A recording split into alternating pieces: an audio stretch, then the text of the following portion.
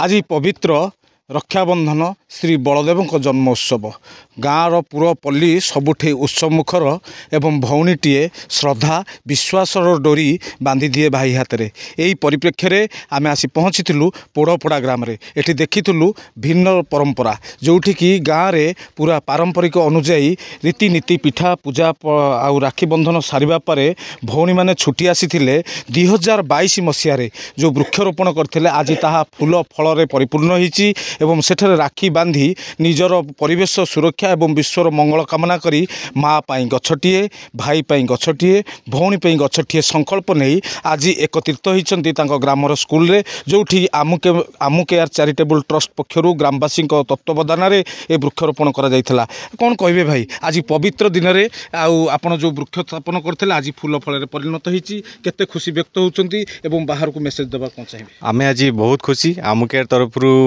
आम जो प्रचेषा आरंभ करूँ आज पोड़पड़ा ग्राम आज से कर देखी एवं आज ये दीर्घ 5 वर्ष 7 वर्ष भितर फल धरला एवं आम आमर गोटे मेसेज दबा चाहूँ आम समस्त को जे फलंती गछ को समस्ते लगातु ये जीवजंतु भी उपकार पाइबे परिवेश सुरक्षा हवा सहित जीवजंतु सुरक्षा पाइबे। भौणी आज पवित्र राखी पूर्णिमा आज आप वृक्षटी राखी बांधी आज दिनटी किभली भाव आरंभ करते संकल्पटी आपण मुंडे केमती आसला? यही पवित्र राखी पूर्णिमा मोर शुभेच्छा जनाऊँ। आमे प्रथमे भाई मानू राखी बांधी तापर आमे सबू काम सारी आमे आम प्रकृत बंधु वृक्ष को आमे राखी बांधवा को आसीचु।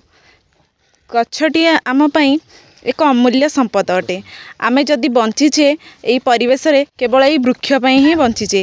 आमे ये वृक्षठारु आमे अम्लजान पाउचे आमे यही आमर परिवेश सुंदर करियोछि। जो वर्तमान आज पीढ़ी माने युव पीढ़ी माने को आपण माने आज पवित्र दिन में कौन मेसेज देवा चाहिए? प्रथमे मोर आज राखी पूर्णिमा समस्त को शुभेच्छा और अभिनंदन। मु समस्त को वार्ता देवाक चाहे जे वृक्ष आमर बंधु आमे ताकू सी आमर भाई भलिया आमे ताकू जदि भाई भलिया जत्न नबा सी आमको भी ता बदले किछि देउछि तो सेथिबाई आमे वृक्षर सेवा करिबा बा गछटीर सेवा करिबा ताकू बड़ करिबा आउ आमे आमर भौणी होबार कर्तव्य निभा सी निश्चय तार भाई होबार कर्तव्य संपादन करिवो।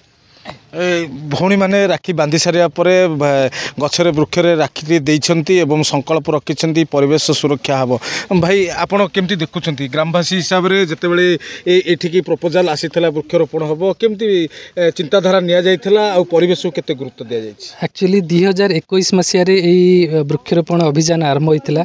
आमु केयर संस्था आमको आर्थिक सहयोग करथिले एवं आमर ग्रामर जो युवक माने थिले से माने आगु आसीथिले एवं तांकर अक्लांत परिश्रम रे आज आपण मैंने जो फलंती गछ देखुं आज आम सम्मुखें ठिया होती से ग्रामवासी जो ग्रामर जो युवक मैंने से जदि परिश्रम न करते हुए तो आम ये फलंती गछ आज देखिपार न था एवं पवित्र राखी पूर्णिमा आज से खुशी को आम पुणी आमु केयर सहित बांटिकी शेयर करचु आउ धन्यवाद भी अर्पण करचु कि आपण मानकर जदि सहायता न था हुए तो आज यही जोटी आम ठिया हरा भरा देखा जाउची हुए तो से टांगरा भूई पुणी आम देखी था से आमु केयर को बहुत बहुत धन्यवाद एवं आम ग्रामवासी जो ग्रामर जो युवक मैंने अच्छा से अक्लांत जो परिश्रम करिसेंती तांको भी बहुत बहुत धन्यवाद।